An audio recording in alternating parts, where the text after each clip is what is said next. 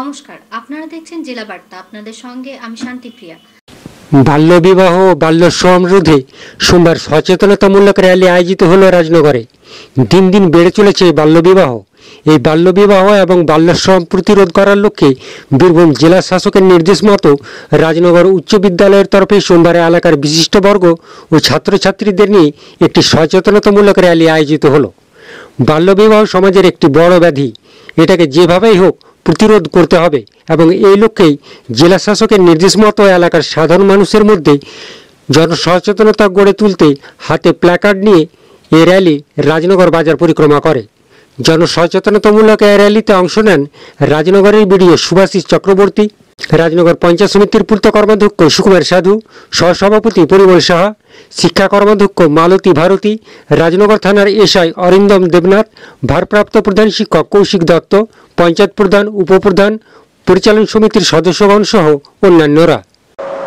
ওনার নির্দেশে বিদ্যালয়গুলোতে প্রত্যেকটি বিদ্যালয়ে, আজ শুধু আমাদের বিদ্যালয় বলে নয়, প্রত্যেকটি বিদ্যালয়কেই আমাদের জেলাশাসক মহাশয় নির্দেশ দিয়েছেন যে আজকের দিনে এই যে জ্ঞান বিজ্ঞানের এত অগ্রগতি, প্রগতি, উন্নতি, তা সত্ত্বেও বাল্য বিবাহ, ছেলেদের 21 বছরের নিচে বিয়ে এবং মেয়েদের 18 বছরের নিচে বিয়ে, এটাকে আমরা বাল্যবিবাহ বলি।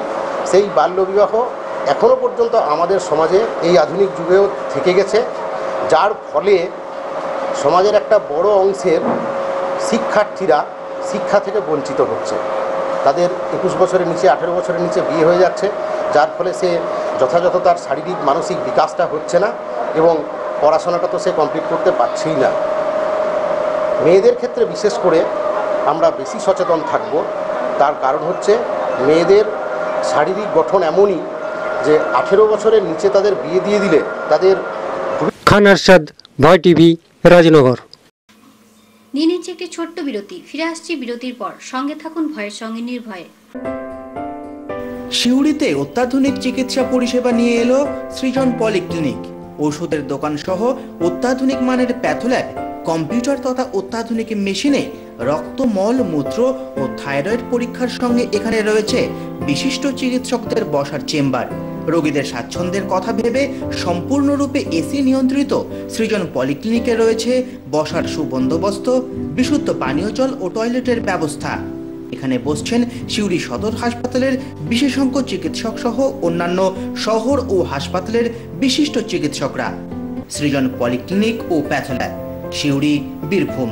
সিউড়ি সদর হাসপাতালের পাশে ফাঁড়ি ঘরের উল্টো দিকে।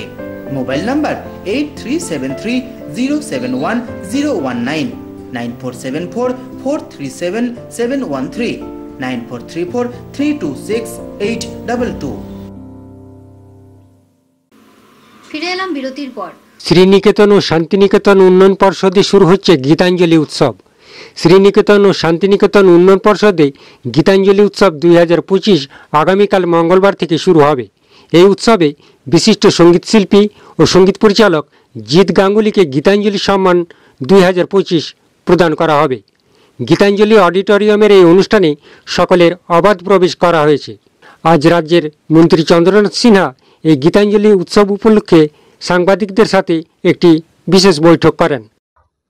আমরা গীতাঞ্জলি উৎসব এবছর করছি। আগামীকাল 25, 26, 27 এই 3 দিন এই উৎসব হবে এবং আমাদের সেখানে যেমন আমাদের যে কার্নিভাল হয়েছিল সেই কার্নিভালের প্রাইজগুলো আমরা দিইনি।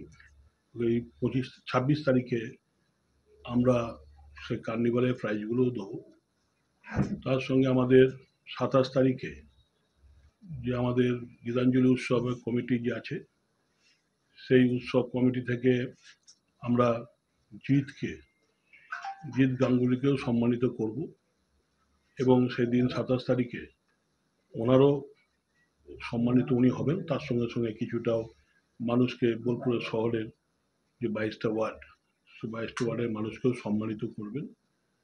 তার সঙ্গে সঙ্গে আমাদের গীতাঞ্জলি উৎসব কমিটি একটা করা হয়েছে।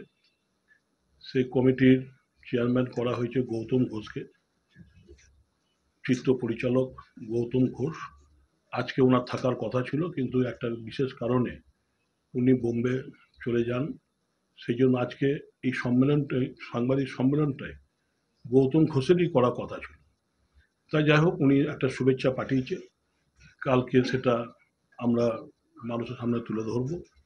এবং আমাদের অমর্ত্য সেনও একটা শুভেচ্ছা, এই উৎসবের কমিটিকে একটা শুভেচ্ছা বার্তা পাঠিয়েছে, সেটাও আমরা কালকে মানুষের সামনে তুলে ধরব, যে শুভেচ্ছা বার্তাটা। তো এইভাবে একটা সার্বিকভাবে আমরা তার সঙ্গে সঙ্গে কালকেও শান্তিনিকেতন। কাজী আমিরুল ইসলামের রিপোর্ট, ভয় টিভি, বোলপুর। আজকে জেলা বার্তা এই পর্যন্তই। নমস্কার।